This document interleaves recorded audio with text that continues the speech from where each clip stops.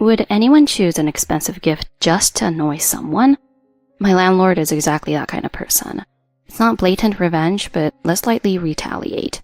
The coffee I received was delicious, and it's my nature to turn harassment into a breeze with my cheerful daughter-in-law. My name is Karen. I'm a 55-year-old housewife. I want to live happily every day. That's my goal, but sometimes trouble comes my way and it involves me without warning. Mom, she's here again. I peeked into the garden from the kitchen window as Naomi, my daughter-in-law, said that past 7 a.m. Yes, she's here again today. We discovered the old lady secretly trying to steal vegetables from the vegetable garden Naomi and I care for daily. Well, she's already climbed over the fence, so maybe it's better to say boldly. It's been happening almost every day, hasn't it? She must be taking it for breakfast if she comes at this hour. Oh, tomatoes and eggplants ready to be eaten. I wonder if she makes salad or maybe pickles. Maybe the eggplant is for salad. I can't help but laugh at Naomi's reaction as she wonders about the old lady's menu while being angry. Mom, why are you laughing? This isn't funny. It's been a year since Naomi, my bright and cheerful daughter-in-law, moved in after marrying my son. I really liked Naomi. She's cheerful and somewhat innocent. Let's complain to her today. Even if she is the landlord, taking the vegetables we worked hard to grow is stealing. Yes, the vegetable thief is our landlord. Just because she owns the property doesn't mean she has the right to our vegetables, but I can't say I'm completely blameless. The story started when I began a vegetable garden 10 years ago and gave her some vegetables as a gesture. We couldn't consume all the vegetables within the family, so I occasionally gave some to the landlord. Eventually, she started taking vegetables from our garden without saying a word. I explained the situation to Naomi. She told me, "You don't need to deliver them anymore. I'll just take them myself." What does that mean? It seems she thinks she's doing us a favor by saving us the trouble. I was really looking forward to those ripe tomatoes and they just disappeared. I was so shocked. Despite claiming to save us the trouble, she always takes the best items. They say the resentment over food is scary, and Naomi seems quite angry. We live in a 40-year-old house in the suburbs of Nebraska. The rent is cheap, and the house has a rather large garden, so we like it. The town is also close by car, and there's plenty of nature. There's just one problem. Our landlord is eccentric. My husband and I met and married in LA. Both of us worked for a supermarket chain. When my husband was 35, he was assigned to a ranch in Nebraska and appointed as the manager. That's when we moved here with our son. We've been living in this house for 20 years. My family consists of my husband, who is the same age as me at 55, my 30-year-old son, and my 29-year-old daughter-in-law, Naomi.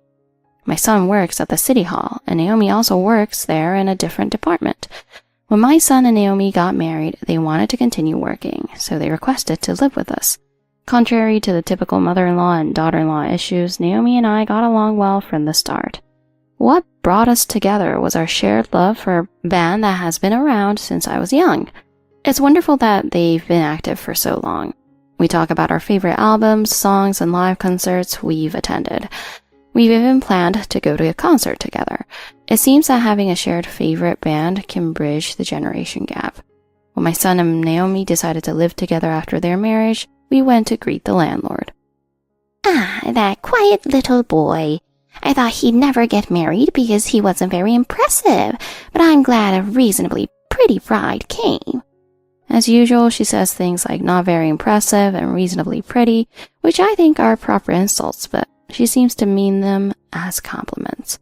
I stopped Naomi, who was about to say something, with a hand gesture.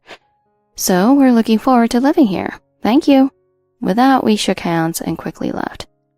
What's with that person?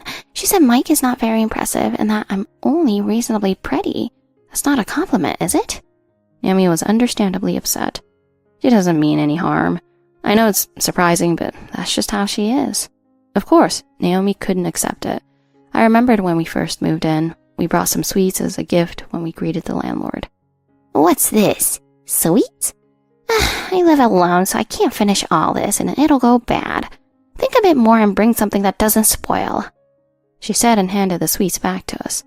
And did you greet the neighbors? We told her we had greeted the neighbors across the street and next door. That's not enough. You have to greet every house in the neighborhood association's group. Bring something with you. She handed us a map and a list of houses in the group. I thought to myself that we had moved to quite a challenging place. Still, when we visited each house to greet them, all the neighbors were very nice and I felt relieved. We later went back to the landlord with a set of soap for her. I came to understand that the landlord was an extremely straightforward person, to say the least. One morning, Naomi finally exploded.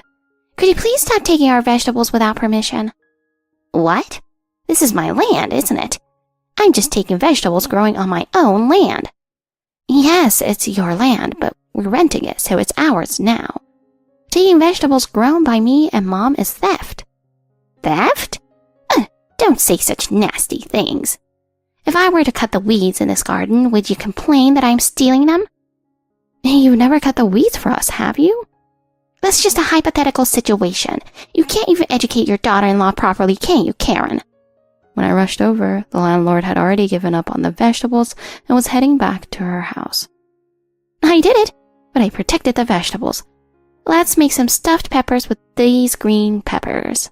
Naomi said that with a fist pump, so I replied, sure, and let's make breakfast. We harvested the vegetables together and went back to the house. Later that day, after everyone except me left for work, I was doing the dishes and laundry when the doorbell rang.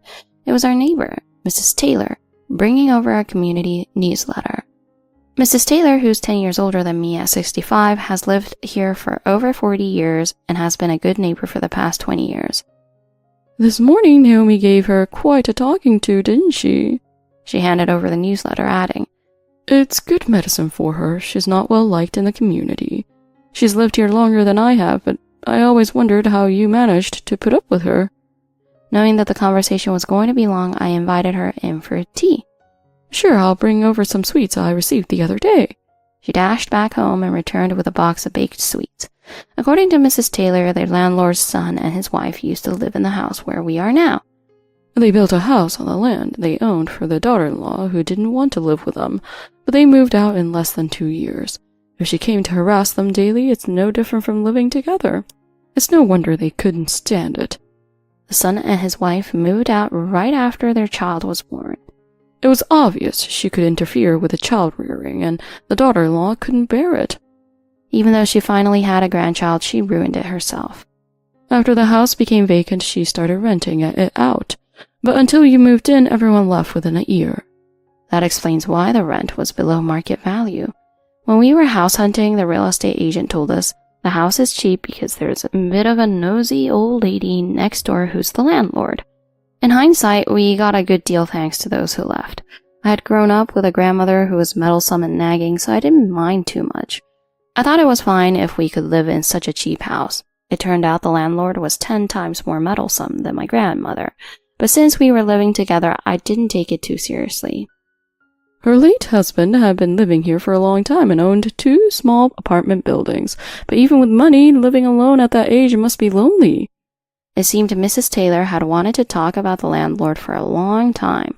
She said she couldn't bring it up because it would sound like gossip. Having said everything she wanted to, Mrs. Taylor left with a satisfied expression. I'm on your side. She left us with those strong words. When I told Naomi the story after she came home from work, she said, I see. If I had a mother-in-law like that, I wouldn't last a year. I'm glad I have you, Mom. By the way, I've always thought this, but Mom, you're quite natural, aren't you? Maybe that's why you could live here for 20 years without worrying too much. Oh, I thought someone like you was more natural, Naomi. No, I just say what comes to mind. Anyway, my daughter-in-law and I seem to be natural companions. The next day after the family left for work, the doorbell rang again. This time, it was the landlord. I'm sorry about the other day. Here's some coffee for you. I know you and your daughter-in-law have bread for breakfast, right? Enjoy it together. She handed me a box wrapped in fancy paper. Oh, there's no need to go out of your way. I was surprised by the sudden change in attitude. Did we ever mention having bread for breakfast? Maybe we did, but I was surprised she remembered it so well. I accepted the gift gratefully and thanked her. When I opened the box, there were some beautifully packaged, seemingly expensive coffee beans inside. When I showed the coffee to Naomi after she got home, she said, What? Why so suddenly? It's a bit creepy, though. Looking closely at the coffee bag, Naomi said, "Ah, isn't this Kopi Luwak? I've never seen it before. It's a famous coffee, but I don't know much about it. I think it's made from cat poop or something." "No way." We both searched online to find out. The civet cats eat coffee cherries, and the beans are fermented in their digestive tract and then excreted. The beans are then cleaned, dried, and roasted, so it's a bit different than we thought. It's thoroughly cleaned, so it should be okay. But the beans did pass through a civet cat's stomach. It's incredibly expensive coffee, though, costing over $50 per 100 grams. Does this mean the wealthy even spend money on harassment? She probably gave it to us, thinking, drink some cat poop coffee. I usually have a good nature, but Naomi's theory seemed plausible. So, what should we do? Should we drink it? The men in our family immediately refused. Men tend to fear the unknown. Naomi and I, driven by curiosity, brewed the coffee and cautiously tasted it. It has a unique flavor, a bit like fermented food, but it's quite delicious. Yes, it's good. Some people might not like it, but I quite enjoy it. The caffeine seems to be a bit mild. As Naomi and I drank the Kopi Luwak, our husbands looked at us with eyes like they were watching something strange. Did you drink the coffee? How was it?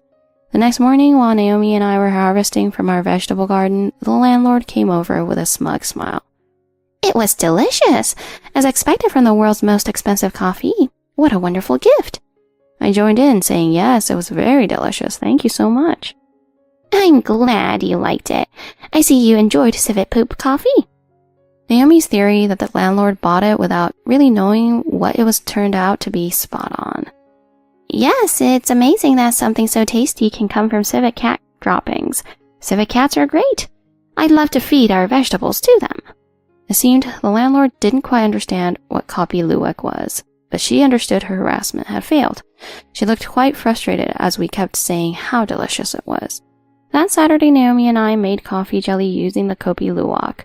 It turned out wonderfully, and when we ate it with a little condensed milk, it was very delicious.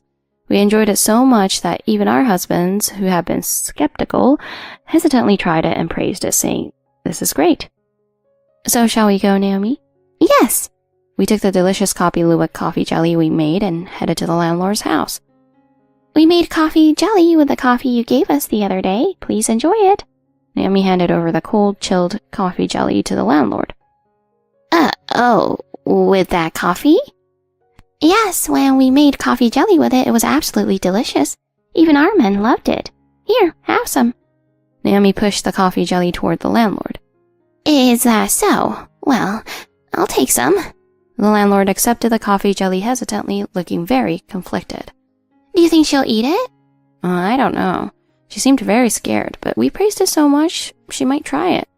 If she does, she'll find it delicious and she might eat it with trembling hands, like our men did. Eating jelly with trembling hands? Naomi burst into laughter. Our husband said they didn't understand how making something delicious and giving it to her was revenge, but Naomi and I felt quite satisfied. About a month after that incident, Naomi announced that she was pregnant. My son, my husband, and I were all delighted. The baby is due next spring. Naomi had a relatively easy pregnancy and continued to work while being mindful of her health. The landlord continued to sneak into our vegetable garden every 3 days to take vegetables, but Naomi seemed to have decided not to bother with her anymore. Once, when Naomi encountered the landlord on the spot, she said, "Again? But I won't get mad anymore. It's bad for the baby. Just take what you can eat since you live alone." She smiled as she said this. This apparently got under the landlord's skin. A while later, Mrs. Taylor next door told us that the landlord had been spreading all sorts of baseless rumors at a community gathering, saying things like, "No one knows who the father of that daughter-in-law's baby is." It was all nonsense, and no one believed her, so Mrs. Taylor assured us it was fine. Naomi and I laughed, saying, "Oh, she's come up with a new way to harass us." But my husband and son were seriously angry. "We should just move out of this place," they said. We had actually planned to move next year, but we decided to bring forward our plans to buy a house. To save money, the three of us had worked hard, with me taking care of all the housework. We had already secured the land, and the house was being custom built according to the family's wishes. At times like this, I'm glad both my son and daughter-in-law are civil servants at the city hall.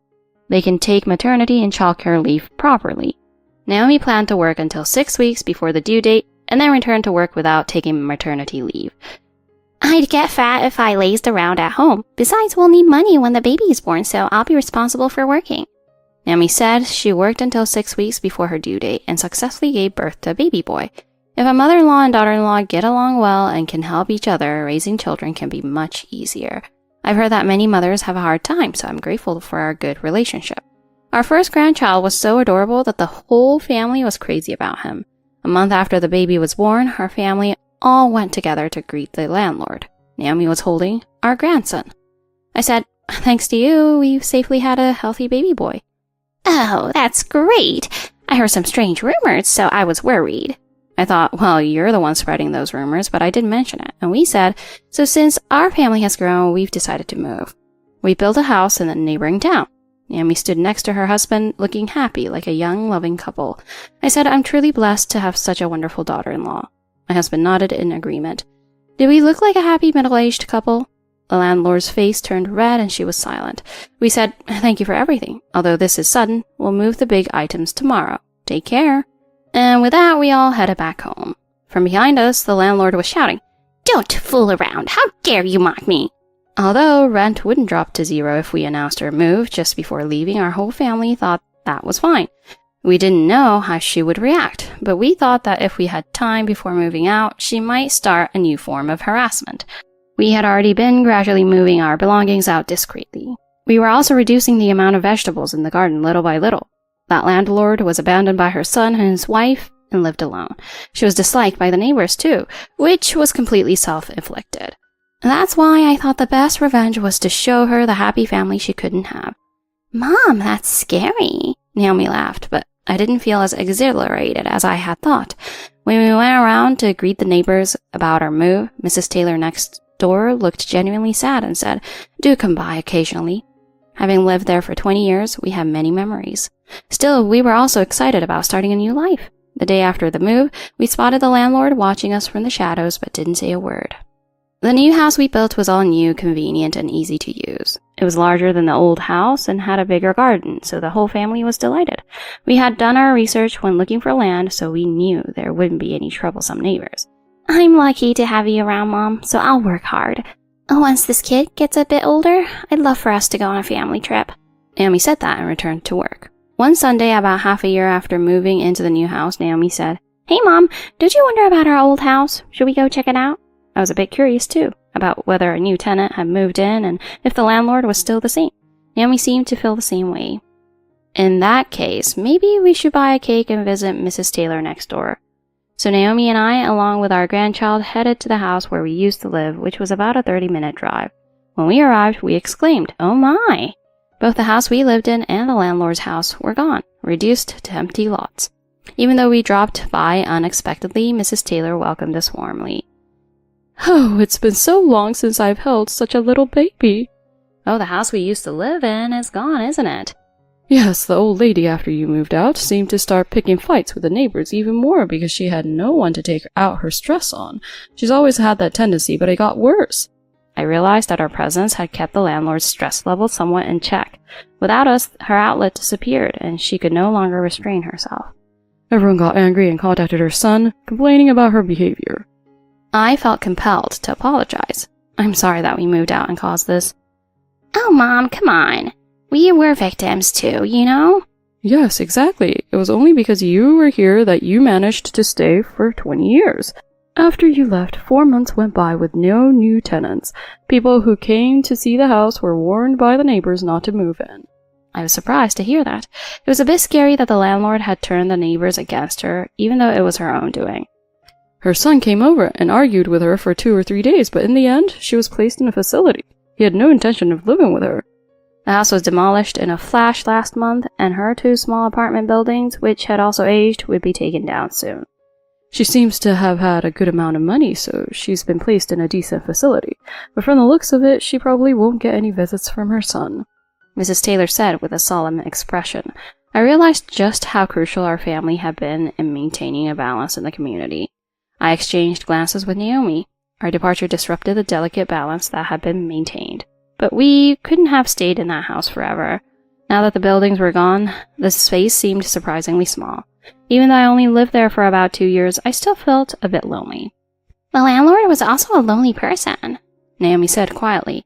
Yes, but we have a new house and a family. That's a very fortunate thing. That's right. Let's splurge and cook something special today, Naomi said enthusiastically, trying to cheer herself up. Let's stop by the supermarket and buy the men's favorite foods before heading home. With that, Naomi and I got into the car and left the place full of memories.